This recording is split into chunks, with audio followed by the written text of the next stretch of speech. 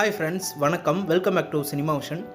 இந்த ஃபோட்டோஸ் பாருங்கள். நம்ம எல்லாருக்குமே ரொம்ப பிடிச்சு போன சிங்கர், ஃபேவரட்டான சிங்கர், ட்ரெண்டிங்கான சிங்கராக இருக்க திவினேஷை பார்த்து ரசிகர்கள் செம்மையாக என்ஜாய் பண்ணுறாங்க. அந்த மாதிரி ஒரு சின்ன வீடியோ.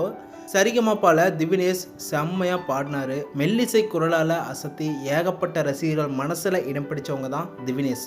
இப்போது பல ஸ்டேஜில் வெளிநாடுகள் ஃபுல்லாகவே பாடி என்ஜாய்மெண்ட்டை கொடுத்துட்ருக்காரு.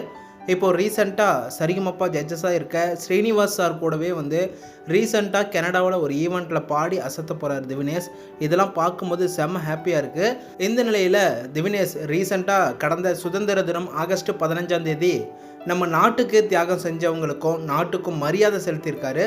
ஒரு பக்கம் திவினேஷோட ரசிகர்கள் வேறு லெவல் அப்படின்னு தான் சொல்லணும். ஏன்னா செல்லமே திவினேஷ் சுதந்திர தினம் நல்வாழ்த்துக்கள் அப்படின்னு கமெண்ட் பண்ணிட்டு இருக்காங்க.